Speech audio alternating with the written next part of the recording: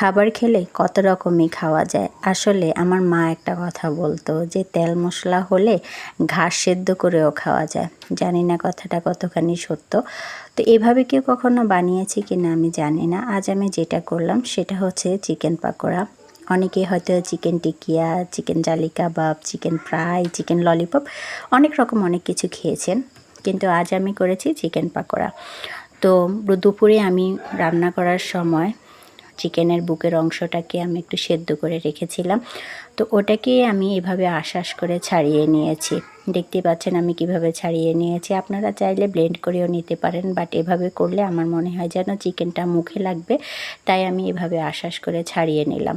এরপর আমি যে বলে মাখাবো সেখানে চিকেনগুলো ঢেলে নিলাম। সামান্য একটু লবণ, যেহেতু সেদ্ধ করার সময় আমি পরিমাণ মতো আদা, রসুন এবং লবণ ব্যবহার করেছি, তাই এখানে সামান্য পরিমাণ লবণ দিলাম, যেহেতু নতুন করে বেসন, ডিম এবং পেঁয়াজ কাঁচামরিচ মিক্সার করব তাই। তো এখানে আমি একটু চাট মশলা, একটু জিরা গুঁড়া, একটু বেসন, পেঁয়াজ এবং কাঁচামরিচ দিলাম, সাথে দিলাম দুটো ডিম। ডিম না দিলে বেসনে আঠা ধরবে না, কারণ চিকেনটা আমার শুকনো শুকনো, তো আঠা ধরতে হলে তো একটু কিছু লাগবে, তাই আমি দুটো ডিম দিলাম। তো যাক, ভালো করে মাখালাম। মাখানোর পর এরপর আমি ডিপ তেলে ফ্রাই করব, তো তাই প্রথমেই আমার মাখানোর আগে আমি তেলটা প্যানে বসিয়ে দিলাম। তেলটা এদিক দিয়ে গরম হোক, আমি আমার চিকেনের পুরটাকে রেডি করে নিই, বা চিকেনের পাকোড়ার যে ডোটা হবে তাকে আমি রেডি করে নিলাম। ইচ্ছে মতো মাখালাম। যখন দেখলাম একটু আঠালো ভাব হয়ে আসবে, তখনই এবার আমি এক এক করে পাকোড়াগুলো তেলে ছেড়ে দিব। আর হ্যাঁ, এর মাঝে আরেকটা কথা বলি, আপনারা চাইলে ধনেপাতাও ব্যবহার করতে পারেন, সেটা হচ্ছে আপনাদের ইচ্ছে। আমি খুব সিম্পলি করেছি, যেভাবে করেছি ওভাবে আপনাদের সাথে পেশ করলাম। তো যাক, আমার তেল এর মাঝে গরম হয়ে গেল। আমি এক এক করে পাকোড়াগুলো দিয়ে দিলাম।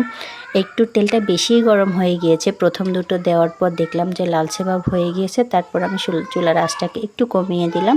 এরপর আস্তে আস্তে বাকিগুলো দিয়ে দিলাম।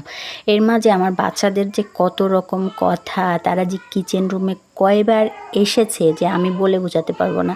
আম্মু হয় নাই, কখন হবে, কখন খাবো, বড় মেয়ে আসছে, আম্মু আমি পড়া শেষ করেছি, আমার এই সাবজেক্টের পড়াটা নাও, ছোটো মেয়ে আসছে, আম্মু আমাকে একটু কোলে নাও।